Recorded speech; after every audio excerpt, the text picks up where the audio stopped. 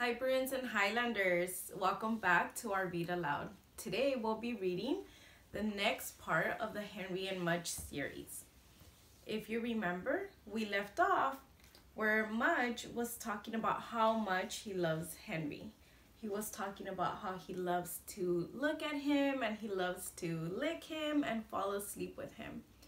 Let's find out what the rest of the adventure holds for us. The next chapter is Mudge. One day, Mudge took a walk without Henry. The sun was shining, the birds were flying, and the grass smelled so sweet. Mudge couldn't wait for Henry, so he left. He went down one road, sniffing the bushes, and then down another road, kicking up the dust. He went through a field, across a stream, into some pine trees. And when he came out on the other side, he was lost. Uh-oh.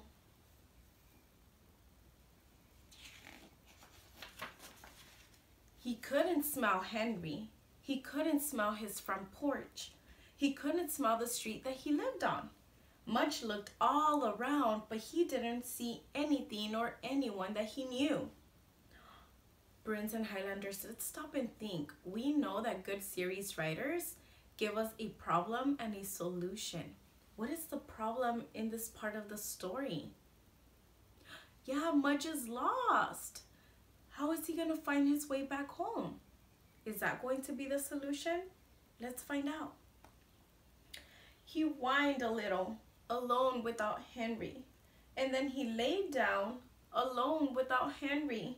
He missed Henry's bed. How do you think the puppy feels? Sad and scared, right? Oh, Henry. Henry thought Mudge would always be with him. He thought Mudge made everything safe. He thought Mudge would never go away. And when Mudge did go away, when Henry called and called but Mudge didn't come, Henry's heart hurt and he cried for an hour. But when he finished crying, Henry said, "Mudge loves me. He wouldn't leave. He must be lost." Would you feel sad if you lost your dog? I bet.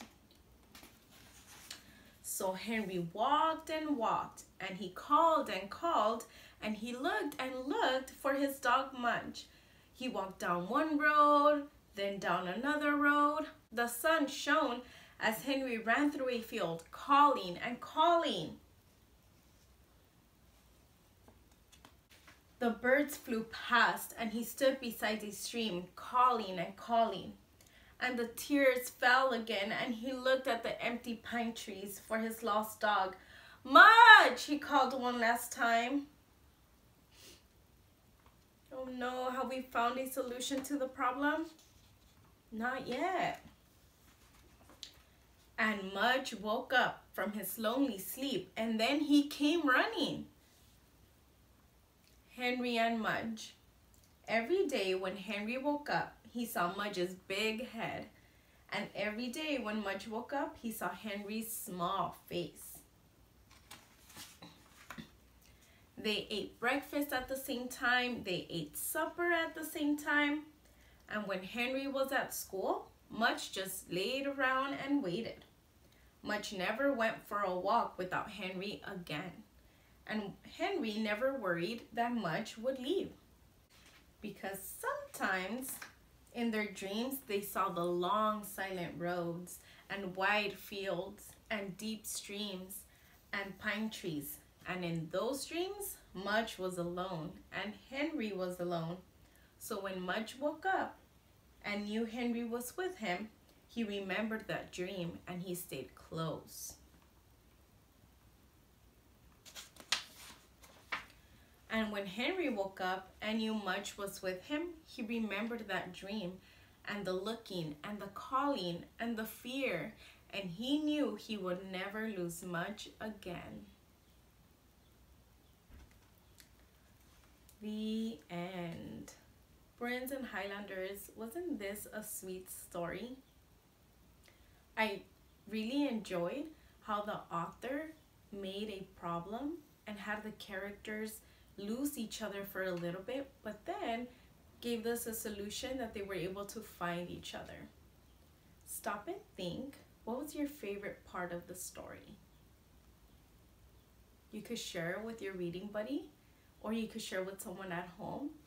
Remember, at the end of the book, we always do something. Today, you could share what your favorite part is. I hope you enjoyed the first series of Henry and Mudge. We will continue to find out what is the next adventure next time we read. See you soon!